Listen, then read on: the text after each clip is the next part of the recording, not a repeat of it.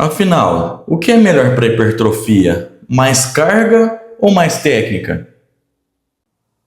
Seja muito bem-vindo, muito bem-vinda a mais um vídeo do meu canal, o canal do seu mentor de estudos, o canal que produz vídeos para tornar você um profissional de alto padrão. Se você não é inscrito no canal, já se inscreva para que você não perca os conteúdos extraordinários que eu trago aqui, tudo mastigadinho para você. Se não deixou seu like nesse vídeo, já deixe seu like, porque eu já adianto, esse tema de hoje vale a pena assistir e deixar o seu like. É muito comum a gente se deparar com dúvida do tipo: o que é melhor para hipertrofia, para ganho de massa? Mais carga ou mais técnica? Movimento mais lentinho, né? Já vou adiantar aqui, ó. Há uma tese da TUT que é muito utilizada, TUT, Time Under Tension, tempo sob tensão, que o importante para a hipertrofia é execução lentinha, é aumentar o tempo sob tensão. Isso é mentira, tá? Esquece isso. Se você quer ser um profissional de alto padrão, pare de usar esse termo agora. Tempo sob tensão. Não, meu amigo. Se tempo sob tensão fosse realmente fundamental para a hipertrofia, aquela cadeirinha isométrica que a pessoa fica lá igual um babão lá na parede lá parado, ia gerar um quadríceps desse tamanho na pessoa. Porque o que eu vejo de profissional prescrevendo cadeirinha isométrica na parede para alunos que não têm necessidade de realizar a cadeirinha isométrica para um determinado fim, que o aluno está lá para ganhar hipertrofia, não está escrito. Então, tempo sob tensão, se realmente fosse o fundamental para a hipertrofia, cadeirinha isométrica ia gerar quadríceps imensos nos alunos, dos profissionais que realizam isso, tá? Então, já que não é tempo sob tensão, movimento lentinho, Kaique, então já é técnica perfeita, né? Porque para fazer uma técnica perfeita tem que ser um movimento mais lento, mais controlado. Beleza. Mas já que não é tempo sob tensão, então é carga alta, né? Xuxa a carga e faz. Mas aí você entra na academia, você vê aquela pessoa com uma carga exacerbada, além do que ela consegue, fazendo um movimento todo descompensado, parecendo o Frank Rancapena, né? Lá do Pica-Pau, aquele robô tudo torto fazendo exercício, né?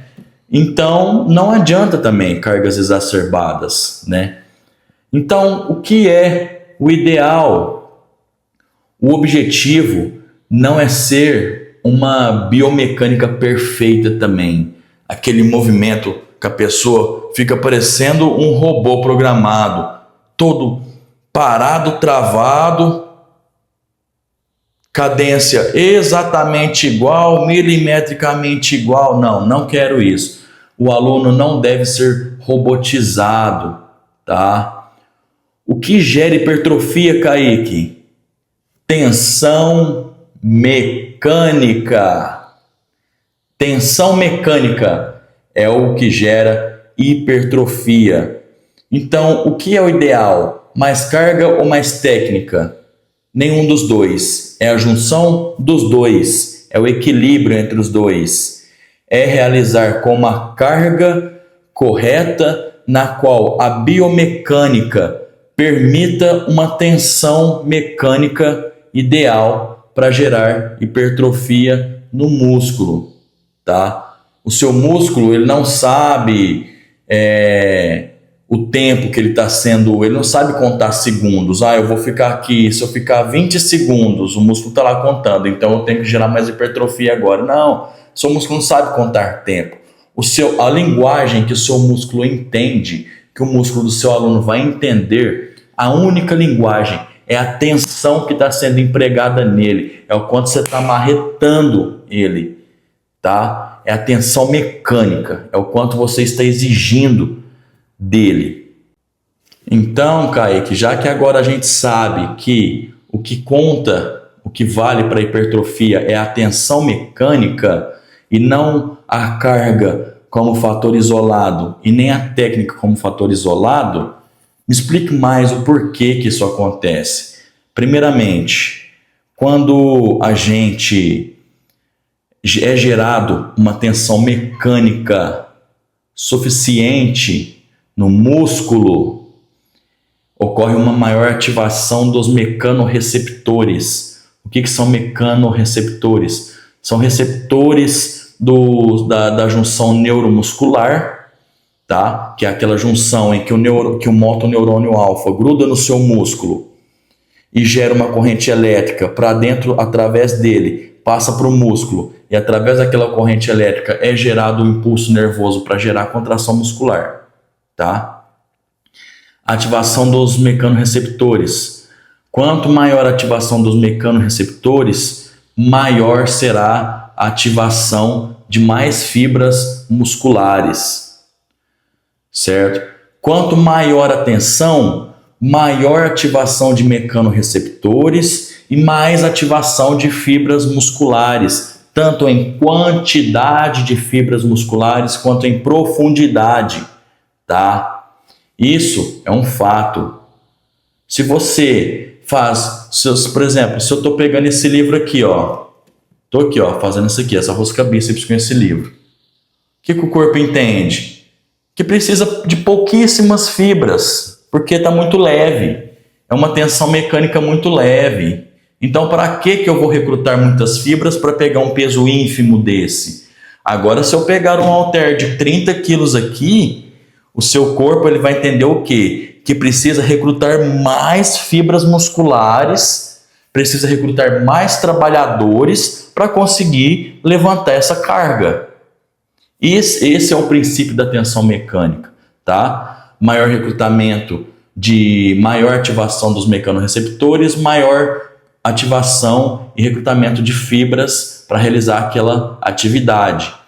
Outra ativação muito importante, a ativação da via AKT-mTOR, que é a principal via de sinalização de síntese proteica que a gente tem no nosso músculo, tá? É essa via AKT-mTOR que a partir dela vai gerar uma cascata de outras reações que vai ativar a síntese proteica no seu músculo, que é o que vai fazer o seu músculo crescer, que vai fazer o seu músculo hipertrofiar.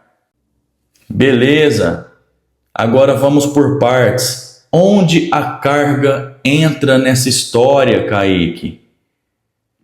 Entra na questão que eu já citei. Quanto maior a carga, maior a produção de força, maior recrutamento de unidades motoras, principalmente fibras do tipo 2, que são as fibras que mais hipertrofiam, tá? São as fibras do tipo 2.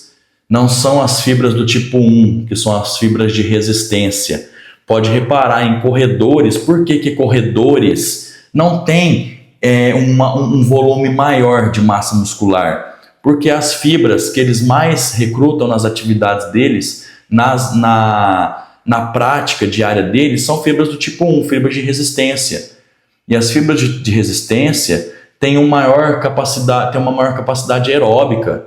Então, ela não tem uma sinalização da via AKT-mTOR, que é uma via anaeróbia, tá? Então, as fibras do tipo 1, elas não têm um alto potencial hipertrófico, diferente das fibras do tipo 2. Você pode olhar, os corredores de longas distâncias, os ultramaratonistas, os meio-maratonas ou os maratonistas, eles não têm um volume grande de massa muscular. Por quê? Eles trabalham mais fibras do tipo 1, diferente da pessoa que quer trabalhar hipertrofia, que é através da sinalização da AKT-mTOR para ativação das fibras do tipo 2, tá?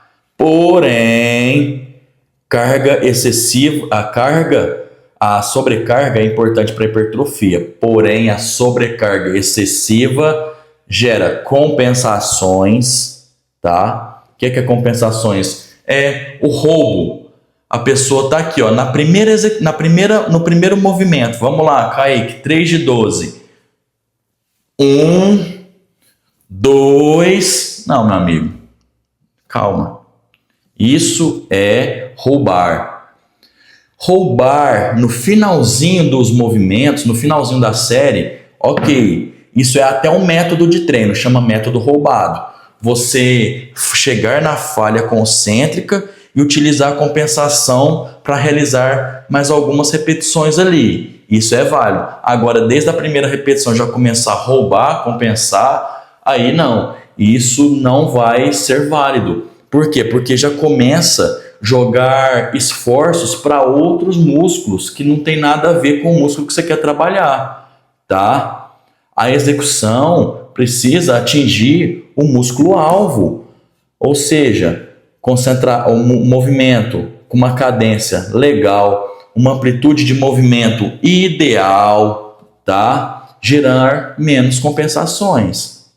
É um padrão de movimento ideal, certo?